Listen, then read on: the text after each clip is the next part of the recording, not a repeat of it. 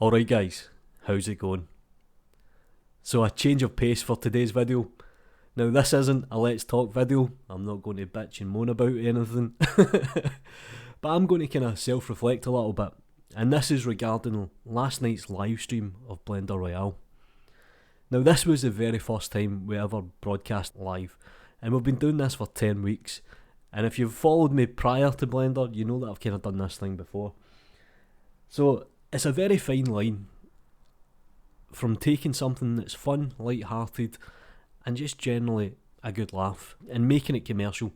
Not making it commercial, that's the wrong wording probably. Making it mainstream and broadcasting it to other people. Now overall, the general consensus was, yeah, that was cool, I enjoyed that. The people watching it, okay, the numbers weren't huge, there was only 30, 35 at maximum. But for me, personally I find that pretty good. And they seem to enjoy it as well. And they'd never seen anything like this, and not a lot of people have, to be honest. Now I know there's these kind of splinter cells popping up, and you're starting to see more of this kind of competition thing. But BlenderRoyale's the best. But anyway, I would like to reflect on how I can make things better.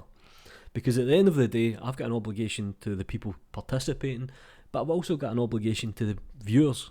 And last night, I could have been a lot better. I could have been a lot more on the ball.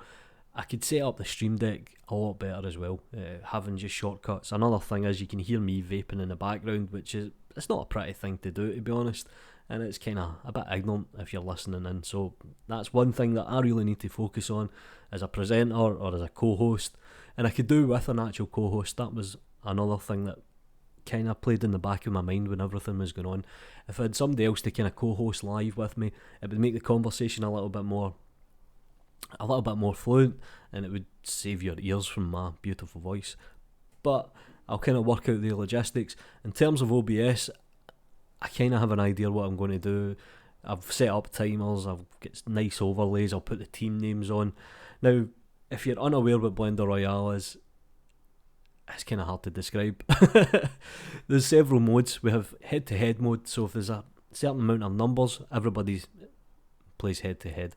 And then we have team battle mode, and team battle mode's the one that I like personally, and you essentially either get put in a team of 2 or a team of 3 players, and you run over 4 rounds, so everybody gets a shot. That's one round, another round, and it essentially works out at 72 minutes, and it is chaotic, it's crazy at times, but some of the artwork that gets created is phenomenal. It really is, especially under the time constraints.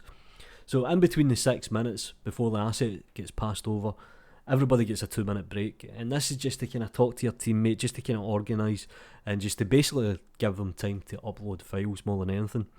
So the format is pretty much solid now. I've worked on it for the last 10 weeks, we've kind of tweaked it here and there.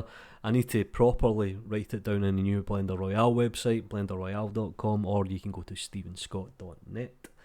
I'm still working on the website, to be honest, but you can download files and you can check out artwork, stuff like this.